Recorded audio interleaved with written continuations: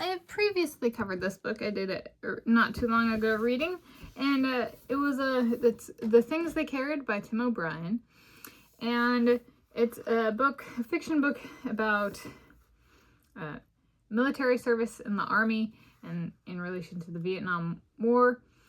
And I'm Tanis, she, her, hers of Seattle, and it's Tuesday, 28 July 2026, and so I was going to go through, I read it for an English class, approximately August 2008, September 2008, and it was an English class at Shoreline Community College, where I went on to graduate in 2010 with an Associate of Arts in Sciences degree, primary focus of mathematics, a secondary focus of multicultural studies.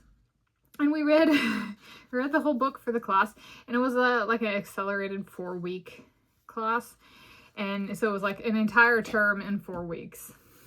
For English. So there was like, and so this was one of our texts, and it was an interesting one to read in the sense of how it was written, but also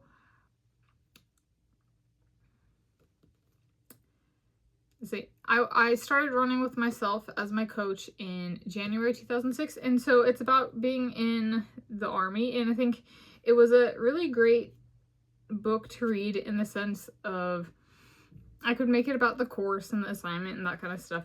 However, it was also like one I could like think of and continue on my running journey and be like, there's stuff for the class and then there's stuff that I can take away for me.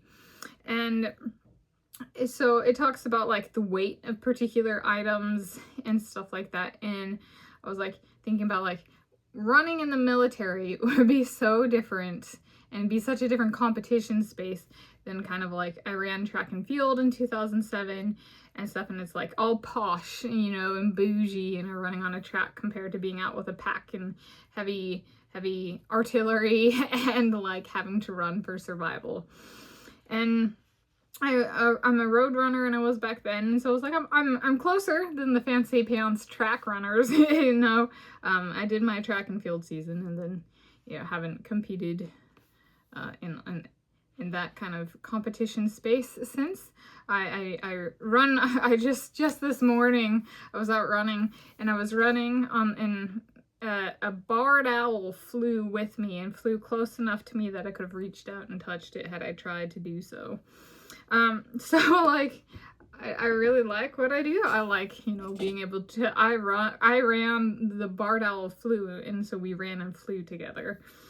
And so, and like it landed on a tree branch, so we were both in our natural habitat, so to speak. But it really got me thinking about that, about kind of different running conditions and what it means in the meaning of performance in, say, a track setting in like competition versus road running and interaction with animals and like native wildlife, like Native American wildlife. And then versus like being out there in Vietnam, the war was fought over in Vietnam. All right, so then there might be wildlife, but it might not, like it doesn't mean the soldier is this is from the United States of America Army perspective, right? So the soldier is not necessarily native, right? Depending on their ethnicity and their family history. So it got me thinking a little bit about that. It also brought up, there was like some stuff that was, Elvis Presley came to mind. Elvis Presley is like that thing that, keeps coming to mind, keeps coming around. And you guys go, isn't that a Johnny Cash song? Or who was it? A different country singer. I was like, is Elvis Presley country? But he came to mind. There's like some stuff that kind of like conceptually or terminology wise kind of invoked, my Elvis Presley and some of his work, which came before this.